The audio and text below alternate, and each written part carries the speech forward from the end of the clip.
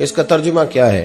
आप फरमाते हैं इसका मतलब ये है कि जितनी कोई बंदा नेकी करे, अगर उसके मुताबिक नेकी कर दी जाए तो वो बदला होती है, और अगर थोड़ी बढ़ा के की जाए तो वो एहसान होती है। फरमाया रब करीम फरमाते हैं इस तरह करो, जरा सोच लो बचपन से लेकर आखिर तक, जहां तक तुम मौजूद हो, तुम्हारे माँ बाप ने तुम्हारे साथ क्या किया है। अगर उससे बढ़ा के करोगे तो इसका मतलब है तुमने एहसान किया है। माँ बाप जो होते हैं ना, ठंडी छांव, मीठी जिंदगी। माँ अनपढ़ भी हो ना तो कम से कम यूनिवर्सिटी होती है, और बाप अगर बिल्कुल अंगूठा छाप भी हो ना, किसी कॉलेज में, मदरसे में, इदारे में ना पढ़ा हो, तो बेटे के हक में जिन चीजों की जरूरत होती है वो सारी अल्लाह बाप को अता करके भेजता है। माँ बाप को ना कुछ इल्म लदुन्नी अल्लाह देता है कि बच्चों के लिए कैसे आगे बढ़ना है। माँ बाप एक हुस्न है मुआशरे का। रब तबारक व तआला की देखे ना, अल्लाह अकबर, दुनिया में किसी की मोहब्बत जांचनी हो ना तो मोहब्बत की तमसील दी जाती है। वतिलकल अमसालु नदरिबुहा लिन्नास, अल्लाह लोगों के समझने के लिए मिसालें बयान फरमाता है। अल्लाह तबारक व तआला ने जब अपना आप समझाना चाहा ना, तवज्जो है मेरी बात पर, जब मालिक ने अपना आप समझाना चाहा तो मेरे रब ने माँ बाप की मिसाल बयान फरमाई। रब्बिरहमहुमा कमा रब्बयानी सगीरा, या अल्लाह उन दोनों पे रहम फरमा। और ये लफ्ज रब यहां दो माने में आया है, उलमा बैठे। रब का माना होता है तदरीजन पालना का, या अल्लाह उन दोनों पे रहम फरमा जिन्होंने मुझे रब बन के पाला। यानी मतलब क्या, यहां रबूबियत का माना पालने के माने में, तदरीजन पालना। मेरे नबी पाक सल्लल्लाहु अलैहि वसल्लम ने फरमाया अल्लाह तुमसे 70 माओं से ज्यादा मोहब्बत फरमाता है। ये इमाम सयूती ने दुर्रे मंसूर में रवायत लिखी है। अच्छा भाई, अल्लाह ने भी मिसाल माँ की बयान फरमाई। फरमाया घर जाके अपनी अम्मा को देख लो, अम्मा तुमसे कितना प्यार करती है। बस उस प्यार को तोलना शुरू कर तो 70 माओं से भी ज्यादा रब तुमसे मोहब्बत फरमाने वाला है। माँ के सीने में ना, देखे ना, एक बच्ची होती है बीए, वो उसने कर लिया, उसकी अम्मा रोज कहती है बेटे सवेरे उठा कर। सास के पास जाएगी तो वो कहेगी कि इसकी अम्मा ने सवेरे उठना सिखाया ही नहीं, और बेटी कहती है अम्मा जी दो जावांगी वेखी जाएगी। अच्छा, उसकी शादी हो गई, उसकी सास ने आहिस्ता आहिस्ता शिकवे शुरू कर दिए, खामन से कहने लगी तू इसको उठाता ही नहीं सवेरे। वो भी कहता है कमरे में जाके अम्मा शिकवा करती है तू उठती नहीं। और बच्ची लाडली थी, वो नहीं थी उठती टाइम पे। जिंदगी के 22 साल 23 साल वो सवेरे नहीं उठी, वक्त पे नहीं उठी, मिसाल दे रहा हूं।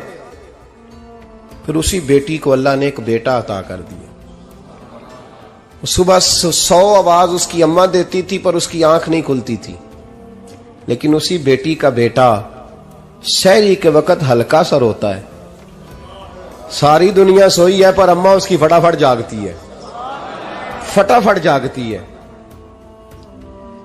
एक आदमी था तो उसकी बीवी इंतकाल कर गई और उसने तलाक दे दी। 10-11 साल का उसका बेटा था, उसने दूसरी शादी कर ली। एक दिन अपने बेटे से कहने लगा बेटे वो सगी अम्मा ठीक थी या ये वाली ठीक है? तो बेटा कहने लगा अब्बा जी ये ठीक है, वो सगी अम्मी झूठ बड़े बोलती थी, सगी अम्मी झूठ बड़े बोलती थी, झूठी थी, ये सच्ची है। उसने कहा बेवकूफ तेरी मां झूठी थी। उसने कहा अब्बा बड़ी। कहा किस तरह? कहने लगा अब्बा जी मैं ना, कभी आपको पता मैं शरारती हूं, कभी मैं शरारत करता था ना, कोई बर्तन तोड़ देता था तो मेरी सगी अम्मा मुझे थप्पड़ मार के बाहर निकालती थी, कहती थी मैं ताला लगाऊंगी बावर्ची खाने को, तुझे सारी रात रोटी नहीं देनी, तू आज भूखा ही रहेगा। बिल्कुल नहीं देना, सारी रात नहीं देना। बड़े दावे करती थी, कसमें उठाती थी, पर बड़ी झूठी थी। आधा घंटा भी नहीं गुजरता था तो गलियों में मुझे ढूंढने लग जाती थी, ढूंढ के लाती थी, ढूंढ के, और ला के ना तो गलती मेरी होती थी, रोना मेरी अम्मा शुरू कर देती थी। वे ओए मैनू ना सताया कर वे पुत्रा। फिर मेरी मर्जी का खाना मुझे पका के देती थी, मेरी मर्जी का। और फिर मेरी अम्मा मुझे तोहफा भी देती थी। अब्बा जी वो झूठी थी, पहले कह रही थी सारी रात नहीं देना, अब आधा घंटा। ये बड़ी सच्ची है, जवाब भाई है। मैं शरारत करता हूं तो थप्पड़ मार के निकाल देती है, कहती है रोटी नहीं देनी। फिर मैं सारी रात रो के गुजारता हूं पर नहीं देती। ये सच्ची है, वो झूठी थी। तू मां के दर्द को क्या समझे। बच्चे तो कहते हैं अम्मा ने हमें कैद कर दिया, अम्मा कहती है मेरी मर्जी से खाओ। और तुझे नहीं पता उसने कैद नहीं किया, वो तुमसे प्यार बड़ा सच्चा करती, और बड़ा सच्चा प्यार करती है तेरे साथ, बड़ा सच्चा। बेटा बर्गर खा के आ जाता है, अम्मा कहती है रोटी खा ले, कहता नहीं आपने बैंगन पकाए हुए हैं मैंने नहीं खाने। तो अम्मा मिन्नतें करती है, कहती है चल तू दस की खाना है, तेनू सेवियां ना बना दिया, फटाफट दाल पक जाएगी, क्या खाएगा। वो अब्बा जी मेरी तरह करीब से कहते हैं छड़ पर भूख लगेगी तो आप ही खा लेगा। लेकिन अम्मा कहती है इसने रोटी ना खाई तो मुझे नींद नहीं आएगी। तो इस दर्द को समझना। मैं गुलाम हूं एक आस्ताने का, और मैं समझता हूं जो किसी का मुरीद ही नहीं उस पर तो साया ही नहीं, उसे चाहिए किसी बुजुर्ग का साया हासिल करे। लेकिन भाई ये बात भी बड़ी सच्ची है कि मेरे जैसे पीर के हाथ में 5000 रुपया नजराना दो ना, पीर साहब दुआ करना, तो पीर साहब ने दुआ पक्की याद की हुई है सबके लिए, रटी रटाई, अल्लाह खैर करे अल्लाह भला करे, और सबके लिए रट्टा लगाया हुआ है। और अम्मा को बेटा वैसे ही कह जाए, वैसे ही अम्मा मैं इंटरव्यू देने जा रहा हूं, जरा दुआ करना, वो बीबियां मंगा के दुआए तंजीना पढ़ाना शुरू कर देती है, और सारी सारी रात मुसल्ले पे बैठी। इस दर्द को समझना। और भाई बड़ा वेल ड्रेस बेटा होता है, वेल ड्रेस नौजवान, वो 18,000 का जोड़ा पहनता है, 7,000 का जूता खरीदता है, वो कीमती किस्म की घड़ी इस्तेमाल करता है। लेकिन उसी बच्चे के जब अपने बच्चे होते हैं ना, तो बीबी को कहता है ये ले 10,000 रुपया, बच्चों के कपड़े खरीद ले, मेरे सही है अभी कल ही तो खरीदे थे। और बाप, और तू समझा ही नहीं यार, 30 साल बाप ने जवानी सारी सऊदी अरब को दे दी, लेकिन तेरा ख्याल रखा। मैं ऐसे लोगों को जानता हूं जिन्होंने 30-30 साल परदेश में कंबल नहीं बदला, और जहां गए थे तो एक कंबल खरीदा था फिर बदला नहीं। तू मां बाप के बारे में, और यहां बच्चे हिसाब करते फिरते हैं, भाई तो पिछले महीने भी 5,000 दिता सी, तुसी पैसे का कर दे की हो, मां बाप से हिसाब करता है तू। तिरमिजी शरीफ के लफ्ज हैं, एक सहाबी ने आके अर्ज की या रसूल अल्लाह पैसे विरासत के नहीं, मेरे अब्बा जी ने नहीं दिए मुझे, और मैंने खुद मेहनत करके कमाए, अब मेरा अब्बा मुझसे पैसे मांगता है तो क्या करूं, और मेरे हैं, मैंने कमाए हैं, अब्बा जी ने नहीं दिए, विरासत नहीं, हिस्सा नहीं मिला। हुजूर मेरा अब्बा मांगता है तो मेरे लिए हुक्म क्या है। तो नबी पाक ने फरमाया क्या कहा तुमने, पैसे तेरे हैं? कहा हुजूर हाँ। तो फरमाया अब्बा किसका है? कहा या रसूलल्लाह मेरा। तो फरमाया अगर तू अपने वालिद का है तो तेरी हर शय तेरे वालिद की है, तू भी तेरे वालिद का है तो तेरा माल भी तेरे। मां और बाप ये तो हुस्न है जिंदगी का, ये तो वकार है इंसान का। जब तक मां बाप का हाथ पकड़ के चलोगे ना, रास्ते सीधे रहेंगे, और जिस दिन उंगली छोड़ के सड़क पे निकलना पड़ा ना, सर चकराने लगेगा। याद रखना ये बड़ा मुश्किल काम होता है। लोगों का तो रुख ही उस दिन वाज़े होता है जिस दिन आदमी साये से महरूम होता है। अम्मा तो कमरे में पड़ी हो ना, औरंगजेब आलमगीर की मां फौत हो गई, 350 कमरा था महल का, और अम्मा 12 साल टांगों से माजूर रही औरंगजेब आलमगीर की। अम्मा 12 साल कमरे से निकल नहीं सकी, साथ ही वॉशरूम था या जो भी उस दौर में तरीका था। औरंगजेब जब महल में आते थे तो फिर भी सीधे अम्मा के पास जाते थे, और जब वापस निकलते थे फिर भी अम्मा के साथ। औरंगजेब की मां का जनाजा उठा तो औरंगजेब ने रोना शुरू किया। फिर सालों बीत गए पर उसके आंसू खुश्क नहीं होते थे। एक शख्स ने कहा तेरी कोई अनोखी मर गई है, सारी दुनिया की मरती हैं। उसने कहा मैं बादशाह हूं, 24 घंटे लोगों का आना जाना है, बड़े दबदबे हैं, बड़े डेरेदारियां हैं, बड़ी भैंसें, बड़ी गायें, बड़े खाने वाले, बड़े लांगरी। मेरी मां बूढ़ी थी, एक कोने में पड़ी रहती थी, पर जब से वो गई है ये मुझे महल नहीं लगता, मुझे कब्रिस्तान लगता है। मुझे लगता है ये कब्रिस्तान है। माँ और बाप तो तेरी नेमत है भाई। हम बच्चे, हमारे आजकल के बच्चों ने एक मसला बड़ा पक्का याद कर लिया, कहते मौलाना पीर साहब पसंद की शादी करना जायज नहीं। मैं कहता हूं साहब और भी बड़ी चीजें जायज है, सिर्फ एक ही शय जायज रह गई है। रसूल पाक सल्लल्लाहु अलैहि वसल्लम सिवाय अल्लाह के किसी के पाबंद नहीं, किसी के पाबंद नहीं। पर जनाब सैयदा खतीजतुल कुबरा रदी अल्लाह ताला अन्हा ने पैगामे निकाह दिया, या रसूलल्लाह मैं शादी करना चाहती हूँ, हुजूर किसी के पाबंद नहीं। पर मेरे महबूब ने फरमाया मेरा चचा मेरे वालिद की जगह है, मैं अपने चाचा से पूछ के तुम्हें जवाब दूंगा। यह है पसंद की शादी जो मेरे नबी ने बयान फरमाई है। तू सारा कुछ क्रॉस कर करके गुजर जाता है। यहां तो हाल यह है कि पालने वाला कोई और साये में बैठने वाला, बाग तेरे दी कर कर राखी मैं सारी उम्र गुजारी, तो जदों ये फल पकन ते आया ते लै गए होर व्यापारी। और बेटा गुजरता है अम्मा के दरवाजे के आगे से, अम्मा के दरवाजे के आगे बेटा अमरूद लेके आया है 6 किलो। तवज्जो है मेरी बात पर? इधर देखें जी, छोड़ें थोड़ी देर हमारी सुने। वो अमरूद लेके आया 5-6 किलो, तो अम्मा के दरवाजे के करीब से गुजर गया रात को।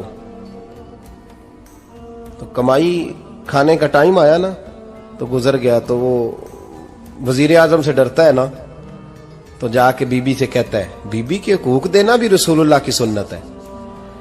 लेकिन ये क्या बात हुई, तूने बीवी और मां का मुकाबला शुरू करा दिया? समझ तो सही, ये तेरे लिए काबे की जगह है और तू बीवी के लिए काबे की जगह है। उसे भी समझना चाहिए, गौर करना चाहिए। 5 किलो अमरूद लेके तो मां के कमरे के करीब से गुजर गया है। बीबी को जाके कहता है चल आधा किलो अम्मा को भी दे आ, उसके कौन से दांत हैं। तो प्लेट में डाल के वो लाई है। तू समझा ही नहीं, तूने गौर ही नहीं किया। बंदा तो वो ठीक नहीं था, नेपोलियन। पर किसी ने उससे पूछा था बता जिंदगी में पैसे लेने का मजा कब आया? उसने कहा कि मुझे मजा तब आता था कि मैं अपनी सारी कमाई ला के अपनी अम्मा के हाथ पे रखता था, और फिर जब मैं अपनी माँ से थोड़ा थोड़ा खर्चा लेता था ना, थोड़ा थोड़ा, तवज्जो है मेरी बात पे? अम्मा जी 10 रुपए दे आजे, कहते जब मैं थोड़ा थोड़ा खर्चा लेता था ना, तो मुझे यूं लगता था जैसे मैं बादशाह वक्त के सामने खड़ा हूं और वो खजाने का मुंह खोल खोल के मुझे देता जा रहा है। तो इस जायके को समझ तो सही भाई, तो इसको समझ तो सही भाई। याद रखें और गौर करें, मां और बाप। और फिर ये भी सुन ले, नबी पाक सल्लल्लाहु ताला अलैहि वसल्लम ने मां बाप के लिए फरमाया हुमा जन्नतुका व नारुक, यही तेरी जन्नत है और यही तेरे लिए जहन्नम है। अगर ये राजी हो गए तो तेरे लिए जन्नत है, नाराज हो गए तो चाहे तू 100 पीर के मजार पे हाजिरी दे आ, लेकिन जब तक अब्बा राजी नहीं उतनी देर तक अल्लाह राजी। ये हदीस पाक है, हुजूर ने फरमाया जिसके वालिद राजी उसका अल्लाह राजी, और जिसका बाप नाराज उसका अल्लाह। हाँ बेशक, अब ये हदीस है ना, तो सारे वली एक तरफ बैठ जाएं, कहें या अल्लाह बख्श दे मुरीद को, लेकिन अगर अब्बा कहे या अल्लाह ना माफ करना, तो अल्लाह उन औलिया की नहीं मानता, वालिद की मानता है। इसलिए बुल्ले शाह आसमानी उड्डियां पढ़ना है, जेड़ा घर बैठा उन्होंने पढ़िया ही नहीं। भाई याद रखो, मां बाप से प्यार करो, इनकी खिदमत करो, इनके पास बैठा करो, और मां बाप को टाइम दें, वक्त दें, चंद घड़ियां उनके पास बैठें। आप यकीन करें, अब्बा जी से आप मशवरा कर ले, सिर्फ मशवरा, मर्जी बेशक अपनी करें, लेकिन उस मशवरे में आपको इतना साया मिलेगा कि जिंदगी में कभी नाकामी नहीं होगी। पर असी सज्जन दी मननी, अब्बे दी नहीं मननी। तो फटे पे जो नलायक हमारी तरह का बैठा है उससे मशवरा लेना है, वालिद से नहीं लेना। बाप के पास बैठे, उससे मशवरा लें। मेरे अब्बा जी किसान थे, मैंने अपनी जिंदगी में ढेरों चीजें अपने बाप से सीखी हैं, दर्जनों चीजें सीखी हैं। मेरे वालिद बड़े खुददार थे, मिजाज में अजीब सी खुददारी थी। कोई बंदा कभी हाल पूछ लेता था ना कि हालात किस तरह के हैं, तो फरमाते थे भाई अगर बताना हुआ तो अपने अल्लाह को बताऊंगा। अल्हम्दुलिल्लाह बड़ा फजल है, मैंने उनके हाथों पे हमेशा छाले देखे, हमेशा छाले, लेकिन उनका हाथ कभी किसी दुनियादार के सामने फैलता हुआ नहीं देखा। लोग मुझे कहते हैं आप किस पीर साहब के साहबजादे हैं, तो मैं कहता हूं मैं उस पीर का साहबजादा हूं जिसने मेहनत करके हलाल की कमाई खाई सारी जिंदगी। ये लोग पीर नहीं होते, ये मुर्शिद नहीं होते, और मैंने दर्जनों चीजें सीखी उनसे। तो सीखने तो बैठ, तुझे हजारों चीजें मिलेंगी। भाई अपनी जिंदगी में माँ बाप की तरफ देखो, सबसे जरूरी काम है इन्हें वक्त दो। अम्मा के ओ भाई बड़ा मुश्किल है दुनियादारों से तारीफ कराना, ते अम्मा दे कोल ते एवं 2 मिनट राती बईए ना आखी अम्मा पैर कटे ना रजाई जो तेरे घुट छड़ा, ते अम्मा कहती जा मेरा पुत्र थकिया आया तू सो जाके, मैं कदों काम लगी सा, मैं कदों हल वान डई सा, जा सो जा जाके। बस ये कार्रवाई है। तूने 2 मिनट के लिए कह दिया, सवेरे पूरे मोहल्ले में तेरी अम्मा कहेगी अल्लाह मेरे पुत्र वर्गा पुत्र सारिਆਂ ਨੂੰ दे। राती आउंदा है ते मैनू घुट के सौंदा है, अल्लाह घुटिया कोई नहीं सुना भी कार्रवाई पाई सू, लेकिन वो सबको बताती है। तो भाई इतनी कीमती चीज और तू छोड़ के मैं अभी जलसे से देर से आता था ना, अब तो जाता नहीं ज्यादा जगहों पे, कोशिश करता हूं कि चलो माहौल के मुताबिक, थोड़ा खुश्क आदमी हूं तो हर जगह सेट नहीं हो पाता, इसलिए कम जाता हूं। तो कभी रात को आते थे ना देर से, मेरी अम्मा जी शुगर की मरीज थी, तो मैं छोटे भाई को फोन करता था कि अम्मा जी सो गए, कहने सो गए। मैं कहता था कि तू ना इस तरह कर, नीचे आ जा, 2 बज गए, वो शुगर की मरीज है, आंख खुल जाए ना तो दोबारा लगती नहीं बुजुर्गों की, तो तू दरवाजा खोल दे, अंदर दस्तक दी तो दिक्कत होगी। तो मैं जूते उतार के अंदर दाखिल होता था, तो पहला कदम रखता था तो मेरी अम्मा बोल पड़ती थी पुत्र आ गए, आ गए। ओ भाई तू इस दर्द को समझना, कोई तुझे मिलेगा, कोई मिलेगा तुझे ऐसा। अब मैं दूर दराज भी चला जाता हूं, उनकी जिंदगी में नहीं जा पाया, कहते हमने नहीं जाना, घर में रहना है, इस कैफ को समझ ले, इस दौलत के करीब हो जा। हजरत अबू हुरैरा रदी अल्लाह ताला अन्हु फरमाते हैं मेरी अम्मा बूढ़ी थी, मैं उनकी खिदमत करता था। बाप की खिदमत और माँ की खिदमत सबके हिस्से में नहीं आती, ये रब जिसे महबूब रखता है उसे ये मौके अता करता है। खुश नसीब है जिसे बूढ़ा बाप मिले और वो नौकरी करे, खुश किस्मत है जिसको बीमार माँ मिले और वो नौकरी करे। हजरत अबू हुरैरा फरमाते मेरी अम्मा बूढ़ी थी, तो उनका मैदा कमजोर हो गया था, तो मैं उठा के पखाना पेशाब करता था तो कई दफा मेरे ऊपर कर देती थी। ये हजरत इब्न जौजी अलैहि रहमान ने इसको लिखा है, फरमाते हैं मेरे दिल में ख्याल आता था कि मैं बड़ा खिदमत गुजार हूं अपनी माँ का। एक दिन मैं हजरत उमर के पास बैठा था उनके दौरे खिलाफत में, तो एक शख्स आ गया। उस शख्स ने आकर के कहा कि हजरत उमर से हुजूर एक मसला पूछना है। फरमाया पूछो। वो कहने लगा हुजूर मेरी अम्मा बूढ़ी हो गई है, बीमार रहती है, मरीजा है, मुझे आवाज देती है बेटे पेशाब आया है, आवाज देती है, तो मैं अम्मा को उठाता हूं। अभी मैं बैतुल खिला तक, वॉशरूम तक जाता नहीं कि मेरी अम्मा मेरे ऊपर पेशाब कर देती। हजरत उमर से कहने लगा हुजूर बचपन में मैं अम्मा पे पेशाब करता था, अब अम्मा मेरे ऊपर कर देती है तो हक अदा हो गया ना। हजरत अबू हुरैरा कहते हैं जब उसने सवाल पूछा तो मेरे भी कान खड़े हो गए।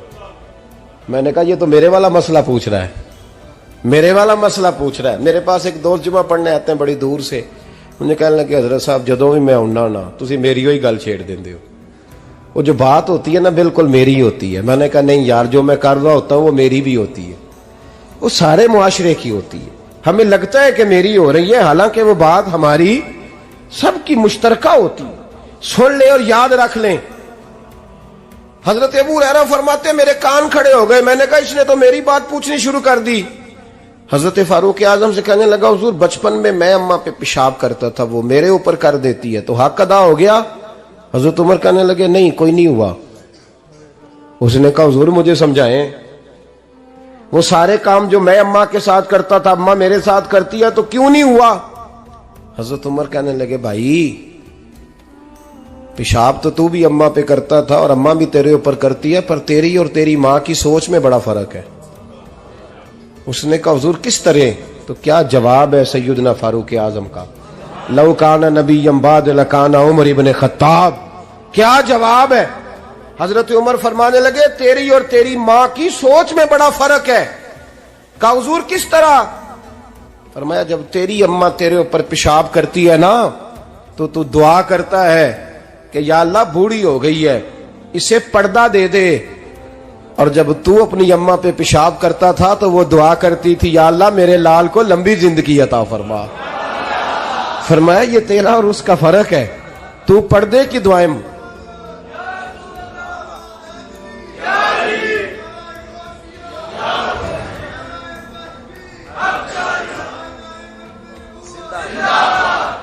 सुने अजीजों, कहा जब तेरी और तेरी मां की सोच में, और नबी पाक सल्लल्लाहु अलैहि वसल्लम ने फरमाया है जितने भी गुनाह इंसान करता है ना, अल्लाह करीम सजा को रोक देता है, कयामत में सजा देगा। और जो माँ बाप का नाफरमान है ना, उसको दुनिया में भी सजा मिलेगी। जो माँ बाप का नाफरमान है उसे दुनिया में भी, आप यकीन करें, बच्चे थोड़ा सा पड़ जाते हैं बेचारे, तो माँ बाप से कहते हैं अब्बा जी तुसी पुराने दौर दे हो, तो की पता होवे, और तुझे पता ही नहीं भाई, तुझे खबर ही नहीं, ये पुराने दौर के नहीं, तू बेवकूफों के दौर का है, तू समझ ये को तालीम है। अकबर अलाहाबादी ने कहा था हम ऐसी लाखों किताबें काबिले जब्ती समझते हैं, जब्त करने को दिल करता है, हम ऐसी लाखों किताबें काबिले जब्ती समझते हैं जिनको पढ़ के बेटे बाप को खबती समझते हैं। को बात है करने वाली, मां और बाप इतना बड़ा दर्जा है। और भाई सुन लो और इस बात को याद रखना, दुनिया में सियाबी होने से बड़ी विलायत कोई नहीं।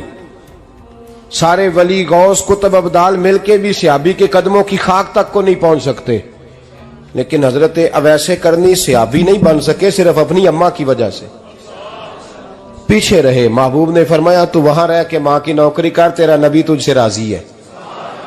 इतना बड़ा काम उन्होंने छोड़ दिया, हुजूर की जाहिरी जियारत नहीं कर पाए, और तू कहता है मैं फलाने पीर साहब के आस्थाने पे होता हूं, अम्मा बड़े भाई के पास होती है, मैं जाता हूं तंजीमों के साथ, जमातों के साथ, और अम्मा फलाने के साथ। ये कैसी बात हुई?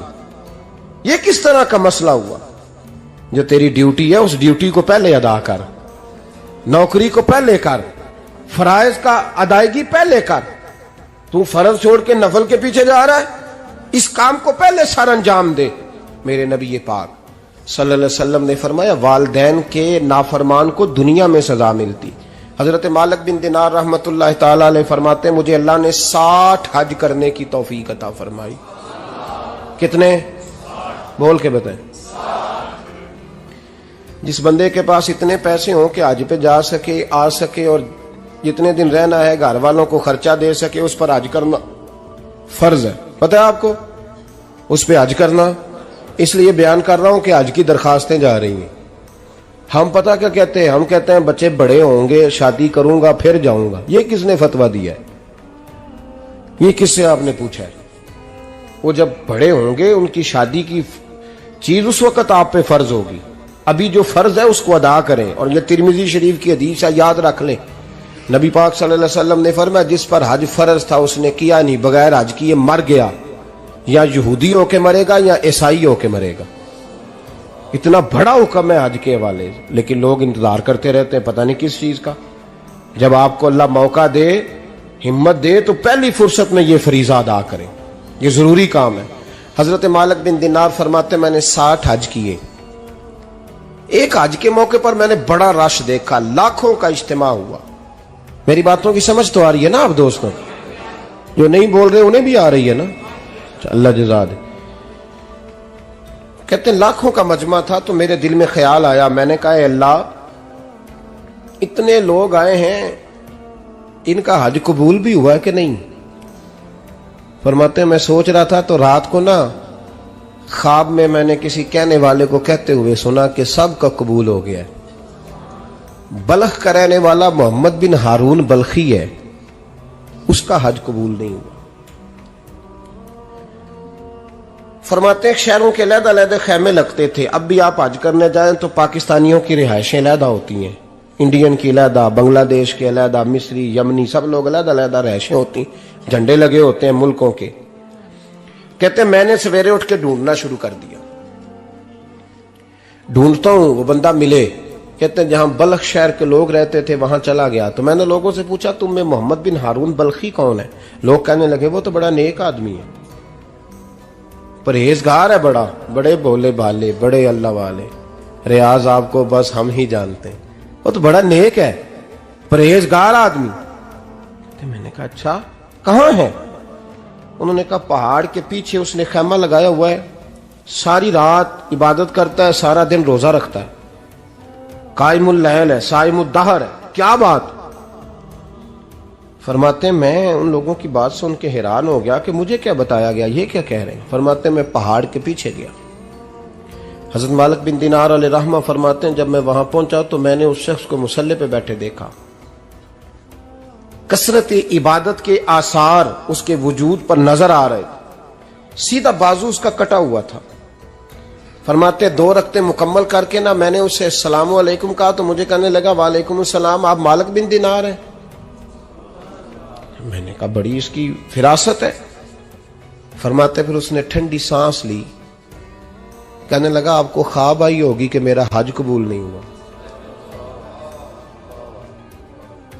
फरमाते हैं मुझ पर और बिजली गिरी कि क्या कह रहा। फरमाते मैंने कहा यार लोग भी तेरी तारीफ कर रहे हैं और तेरी बसीरत भी बड़ी है, तो ये माजरा क्या है। कहने लगा आप ना पूछे। ये कह के उसने रोना शुरू किया। देर तक रोता रहा। मैंने कहा नहीं यार तू बता। कहने लगा नहीं आप ना पूछें, आप नाराज होंगे। मैंने कहा मैं नहीं होता, तू बोल ना। कहने लगा हुजूर 24 साल हो गए मुझे हज करते हुए, 24वां हज है मेरा, और हर साल कोई अल्लाह का वली आके बताता है कि जा चला जा तेरा कोई नहीं कबूल हुआ। बेपरवाही वेख सज्जन दी जिथे किसे दी पेश ना जावे, उन्हें ताजा वाले दर दर रोले ते मंगते तख्त बिठावे। आजम किसे नु कारा मिलदा ही कोई काबे खाली आवे। कहते हैं उसने मुझे कहा हुजूर 24वां हज है, हर साल कोई बताता है। मैंने कहा तेरी गलती। कहने लगा मैं अपनी मां का नाफरमान। मैंने कहा वाकया क्या हुआ। कहने लगा हजरत अल्लाह ने मुझे दौलत दी, माल दिया, जमीनें दी, तो मैं अय्याश हो गया। आप यकीन करें अल्लाह लोगों को माल देता है तो वो समझते हैं मेरी चालाकी से आया है, मैं तेज बड़ा था इसलिए आया है। नाफरमान होते हैं। लेकिन जो रब लेना जानता है, देना जानता है, वो लेना भी। वारस शाह मान करी ना वारसा दा, रब बेवारसा करके मार दई। लोग बड़े स्मार्ट बन जाते हैं, उनकी गुफ्तगू में बड़ा तकब्बुर होता है, उनके निगाहों के अंदाज में बड़े वो कहते हैं ओहो सब लोग बेवकूफ है, सिर्फ मैं सियाना हूं, काम जो सही चल रहा है। ओ भाई 1 मिनट लगता है इंसान को बादशाह से फकीर होने में। एक इमाम मालिक रहमतुल्लाह अलैह बैठे थे तो हारून रशीद आपसे कहने लगा इमाम अबू मालिक से, हजरत बताएं इस वक्त अल्लाह क्या कर रहा है। आप फरमाने लगे यार तू बड़े मोटे दिमाग का है, किस तरह के सवाल पूछता है। बादशाह था ना, कहा नहीं आप बताएं। तो इमाम मालिक फरमाने लगे तू तख्त पे बैठ के सवाल पूछता रहता है और मैं नीचे बैठ के जवाब देता रहता हूं, नीचे आ फिर बताता हूं। उसने कहा जनाब बताएं। फरमाने लगे तू सवाली है ना, तो तू नीचे बैठ और मैं ऊपर बैठता हूं। क्या जनाब आ जाए। हारून रशीद नीचे आ गया, इमाम मालिक तख्त पे बैठ गए। फरमाने लगे अब बता क्या पूछ रहा था। कहने लगा हुजूर पूछा था अल्लाह इस वक्त क्या कर रहा है।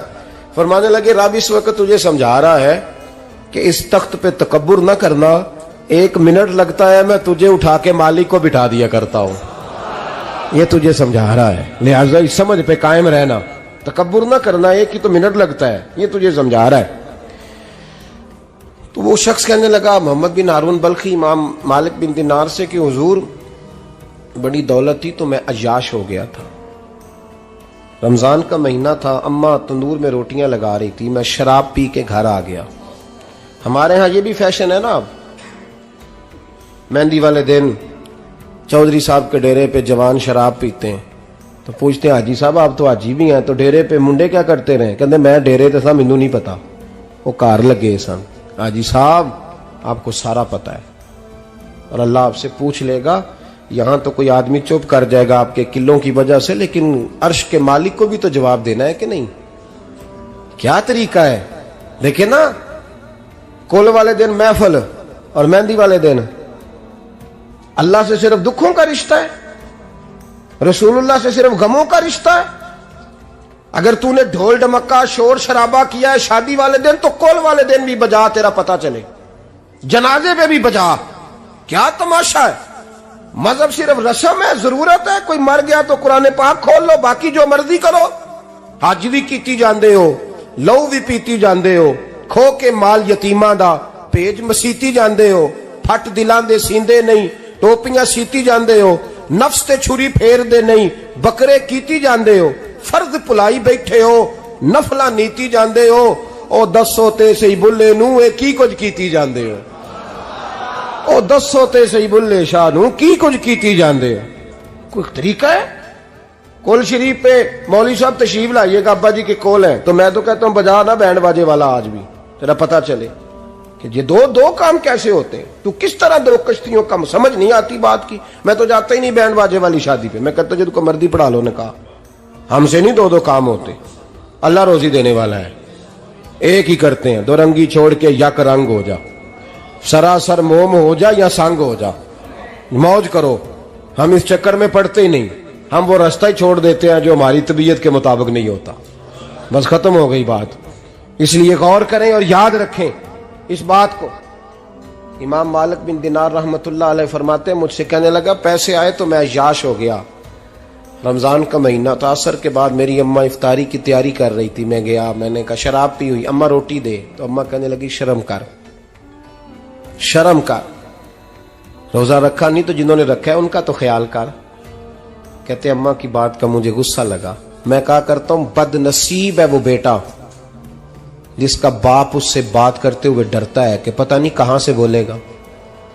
बदनसीब नहीं वो बेटा जिसकी मां उससे बात करते हुए सहम जाती है कि पता नहीं कौन सी बोली बोलेगा। बदनसीब नहीं कि मां बाप भी जिससे खोल के बात ना कर सके।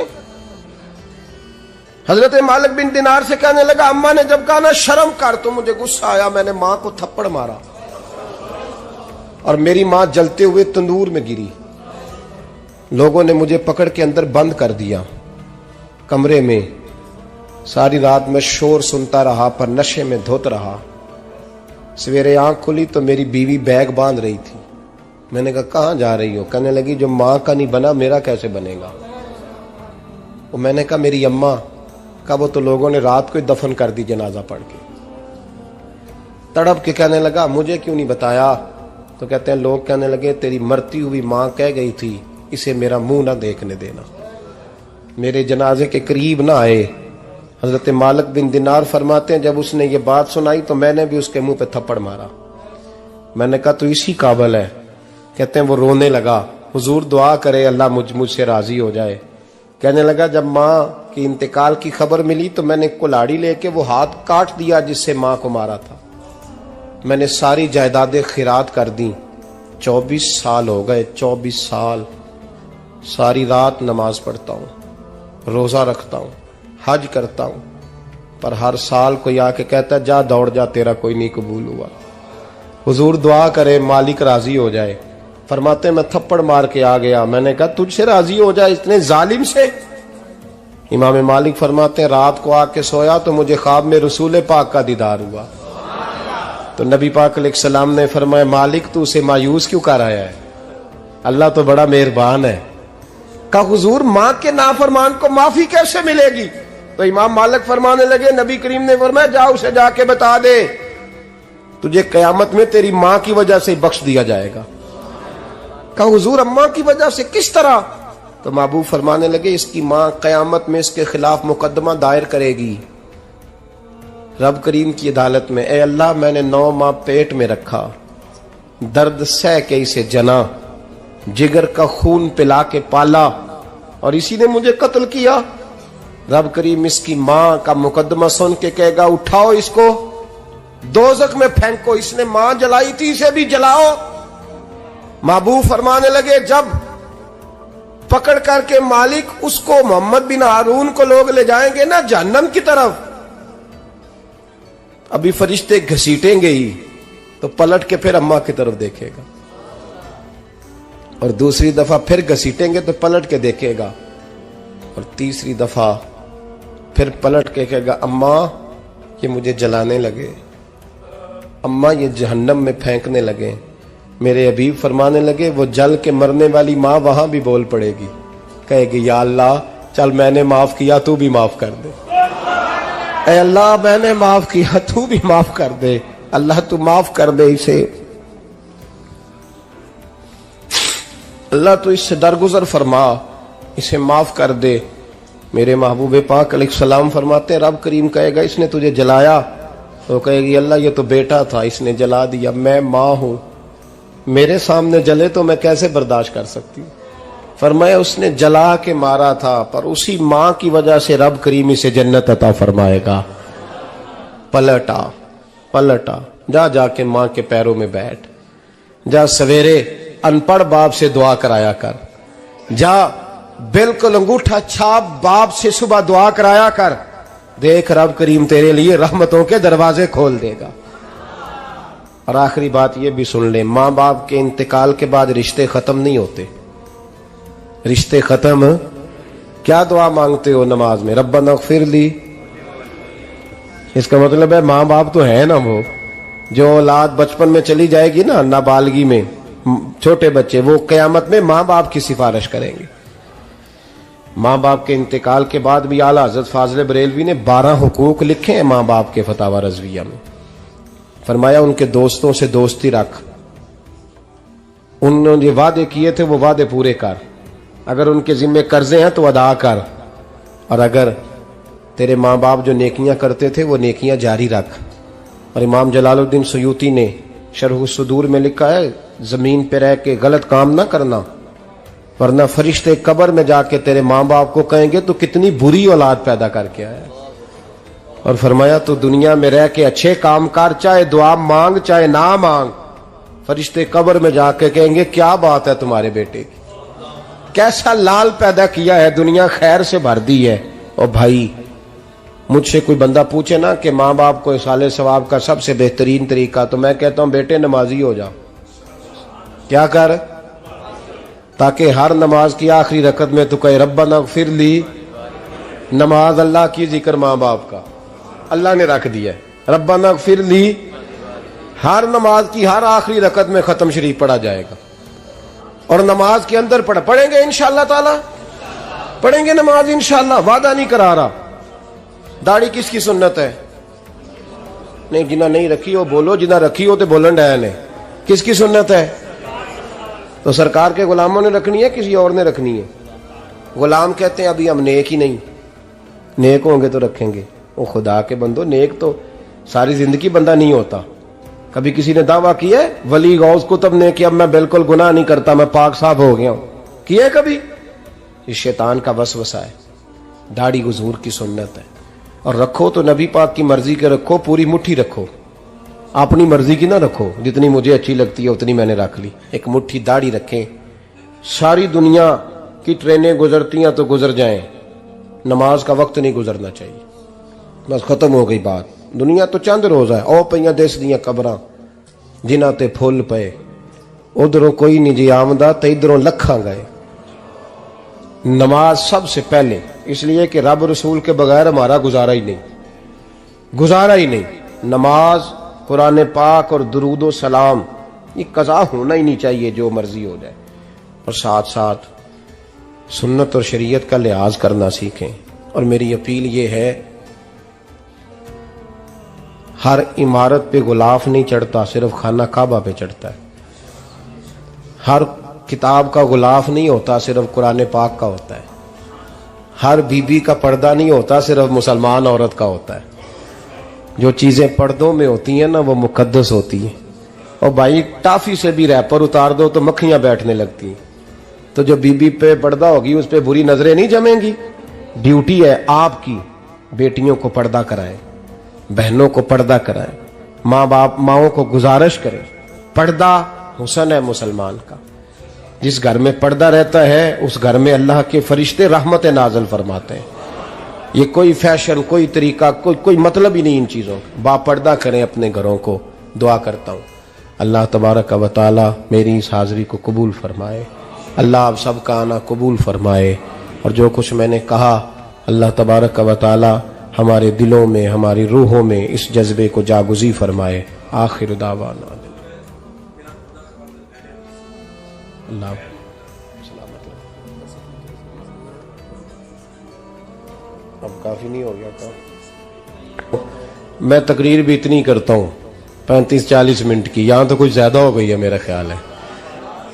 तो थोड़ी बात करने की कोशिश किया करता हूँ। चलो मेरी राय ये है कि खुराक थोड़ी हो तो हजम जल्दी हो जाती है। अरसलान साहब से मैंने कहा मेरा खाना ना पकाना।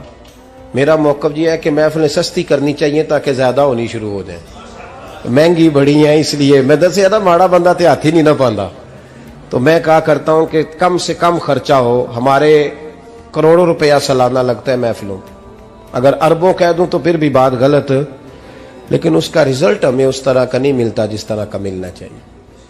देखें ना, आपने अजमत वालदैन पे प्रोग्राम किया, मेरी राय यह है कि हुकूक ज़ौजैन पे भी होना चाहिए, और शादी से पहले हर बच्चे को मियाँ बीवी के हुकूक का पता होना चाहिए। बाद में 3 तलाकें दे के आ जाते हैं, कहते हैं मैंने पता ही नहीं सी। तो अगर पहले पता कर लेंगे तो ये तमाशा नहीं लगेगा, लेकिन ये काम होता नहीं। बहन भाइयों के हुकूक पर बात होनी चाहिए, ये बड़े जरूरी काम है। और ये भी सारा मेरे नबी पाक का मिलाद ही है, इसलिए कि ये बातें मुस्तफ़ा ने सिखाई हैं हमें सल्लल्लाहु। एक बात कही हजरत ने, मैं अर्ज कर देता हूं। मुहद्दिस इब्न जौज़ी रहमतुल्लाह अलैह एक बुजुर्ग के बारे में फरमाते हैं, वो कहते हैं कि बाज लोगों ने तो उनका अपना नाम लिखा है और बाज जगह पे एक और बुजुर्ग का जिक्र है, और बयान रवायत हज़रत मुहद्दिस इब्न जौज़ी फरमाते हैं। वो कहते हैं कि मैं घर में कोई काम कराना था, काम होते हैं ना छोटे मोटे घर में, तो फरमाते हैं मैं मजदूर लेने गया बगदाद में। चौकों पे मजदूर सारी उम्र का मजदूर ही है ना बेचारा। अमीर तो अमीरतर होता जा रहा है और गरीब गरीबतर हो रहा है। हमारे तो पीर भी लोगों को कह रहे हैं फकीर हो जाओ, खुद अमीर होते जाते, खुद रोज बरोज अमीर हो रहे हैं, दुनिया को कह रहे हैं फकीर हो जाओ। तुम भी तो थोड़ा फकर इख्तियार करो ना भाई, जो दर्ज दे रहे हो। इल्ला माशाअल्लाह, सबकी बात नहीं करता। फरमाते हैं कि मैं ना मजदूर लेने गया, बगदाद के चौक में मजदूर बैठे होते थे, तो मेरी उन मजदूरों में से ना एक नौजवान बच्चे पे नजर पड़ी। बड़ा कमजोर सा वजूद था, लेकिन चेहरे पर इबादत का निशान था। माथा बताता था कि नमाज का बड़ा ख्याल रखता है। मैं उसके करीब गया, चेहरे भी बड़ा कुछ बताते हैं ना, चेहरों में भी बड़ी रानाई होती है। फरमाते हैं मैं करीब गया, मैंने उसको कहा बेटे मजदूरी करोगे? तो कहने लगा मजदूरों में बैठा हूं तो हुजूर मजदूरी के लिए ही तो बैठा हूं। तो मैंने कहा कि चलो फिर। कहने लगा नहीं मेरी कुछ शर्तें। मैंने कहा बताओ? कहने लगा पहली शर्त यह है कि लोग 4 दिनार दिहाड़ी लेते हैं, मैं 3 दिनार लूंगा। मैंने कहा यार बे तो बड़ी बेहतरीन है, बाकी भी इस तरह की रख ले। उसने कहा हुजूर दूसरी शर्त यह है कि मैं आपकी मुकम्मल बात मानूंगा, लेकिन जब अजान हो जाएगी फिर आपकी नहीं सुनूंगा। तीसरी बात उसने ये की कि हुजूर मैं आपके घर में काम करूंगा पर आपके किसी सवाल का जवाब नहीं दूंगा। कहते हैं मैंने कहा यार तू बड़ा अजीब है, शर्तें तो मालिकों की होती हैं। कहने लगा जी बहरहाल मैं शर्तें लगा के जाता हूं। फरमाते हैं मैं उसे घर ले आया,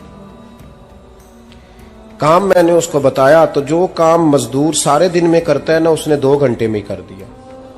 हमारे मजदूर सिगरेट पीने में भी तो आधा घंटा लगाते हैं ना, वो चाय पीने जाएं तो पौना घंटा वहां। उनको भी तो दयानतदारी करनी चाहिए कि नहीं करनी चाहिए? ने मुआहदा किया है ना जी, तो पूरा उतरना चाहिए ना। कहते 2 घंटे में। अब काम जब बंदा शुरू कराता है तो काम और निकल आता है। कहते काम मैंने उसको और बता दिया, वो करने लगा। उसने मिट्टी निकाल के रखी थी बाहर रास्ते में, तो अजान हो गई जोर की। उसने वहीं कुदाल छोड़ी कई और चलने लगा। तो मेरा बेटा कहने लगा इसको जरा बराबर कर दो। कहने लगा चुप कर जा, तेरे बाप से बात हुई थी, जब अजान होती है तो मैं किसी और की नहीं सुनता, सिर्फ अल्लाह रसूल की सुनता हूं। कहते हो मस्जिद चला गया, नमाज पढ़ के आया तो दोपहर का वक्त था। मेरी बीबी कहने लगी इसको को खाना खा ले। कहते हमने कहा खाना खा लो, तो कहने लगा मैंने रोजा रखा हुआ, रमजान भी नहीं था, नफली रोजा रखा हुआ। फरमाते हैं शाम हुई, मैंने 3 दिनार दिए, तो मैंने कहा तेरा नाम क्या है? कहने लगा मैंने आपसे कहा था मैं किसी सवाल का जवाब नहीं दूंगा। तो वो चला गया। अगले दिन मैं फिर लेने गया उसे, काम कुछ और निकल आए, तो लोगों ने बताया वो सिर्फ हफ्ते वाले दिन आता है। मैंने कहा क्यों? कहने लगे जी वो कहता है मेरा हफ्ते का खर्चा 3 दिनार है, जब 3 दिनार कमा लेता हूं तो बाकी सारा टाइम अल्लाह रसूल की जिक्र में गुजार दिया करता हूं। फरमाते हैं जी अगले हफ्ते मैं फिर लेने गया, मैंने पूरा हफ्ता इंतजार किया कि काम उसी से कराना है। मैं जब गया तो मैंने कहा चलो। कहने लगा मेरी शर्तें याद है ना? और मैंने कहा याद है भाई साथ चल। फरमाते हैं काम कराया, 2-3 हफ्ते वो आता रहा। 1 हफ्ते में गया तो लोगों ने कहा हुजूर आज नहीं आया। क्यों? कहने लगे बीमार हो गए। कहाँ घर है? कहने लगे बगदाद के कब्रिस्तान के पीछे जो कच्ची आबादी है उसमें रहता है। फरमाते मैं गया, दरवाजे पे दस्तक दी तो कहने लगा हुजूर आप हैं, दरवाजा खुला है, आ जाइए। फरमाते मैं अंदर गया तो मैंने कहा तुम्हें कैसे पता चला मैं आया हूं? कहने लगा हुजूर अल्लाह वाले हो, आप नहीं आना था, वरना अमीर तो गरीबों का पता लेने कोई नहीं आते।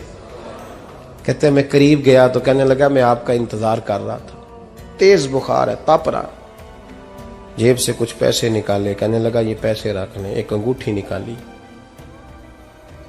कहने लगा हुजूर आज रात को मेरा इंतकाल हो जाएगा, इन पैसों का कफन खरीद के सुबह जनाजा पढ़ के मुझे दफन कर देना, और जब दफन करो तो ये अंगूठी लेके असर के बाद हारून रशीद के पास जाना, आप उसे कहना मैंने मिलना है पर वो आपको टाइम नहीं देगा, आप उसको आवाज दीजिएगा कि तेरी एक अमानत है मेरे पास, फिर वो आपसे मिलेगा तो अंगूठी दे दें, फिर आप मेरी तरफ से फारिग हैं। हजरत फरमाने लगे तेरा नाम?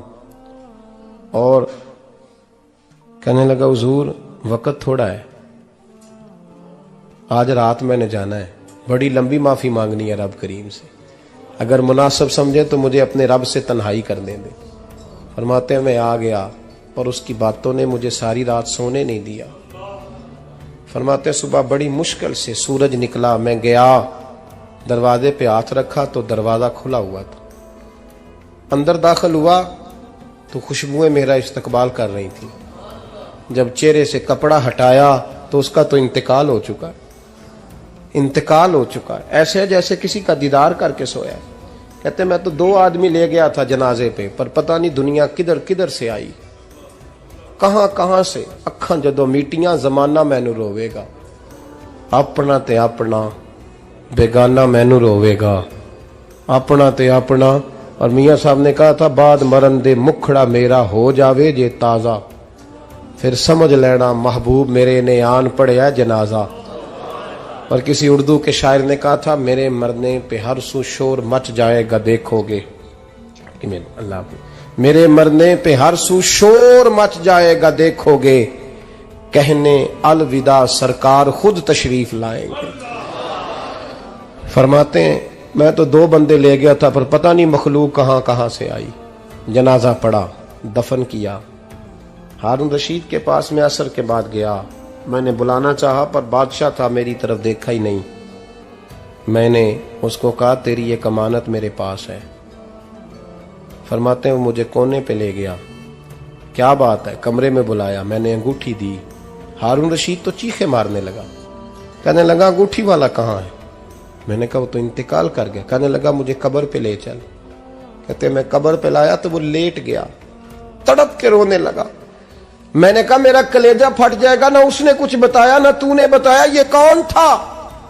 तो हारून रशीद कहने लगा ये मेरा बेटा था। मैंने कहा तेरा बेटा और मजदूर? कहने लगा हुजूर ये हजरत दाऊद ताई के पास बैठा करता था, उनका मुरीद था, मुझे रोज कहता था अब्बा तूने बड़ी दुनिया इकट्ठी कर ली है, मरते वक्त तुझसे टांगे समेटी नहीं जाएंगी, इतना हिसाब नहीं तू दे सकेगा। मैं इसको समझा देता, इसकी अम्मा समझा देती।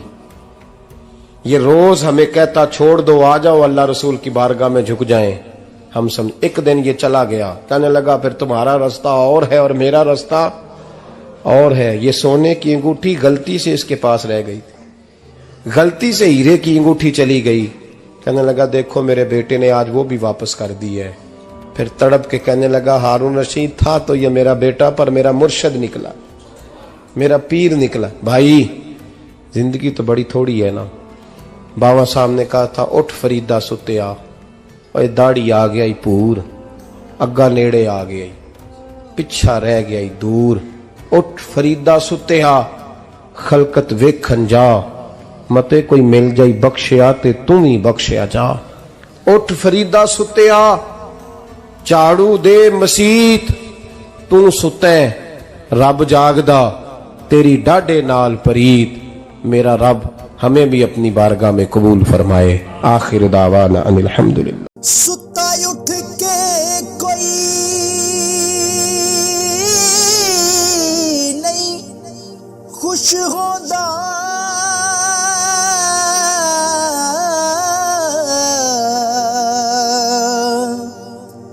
बड़े सुते जगा के मैं वेख्या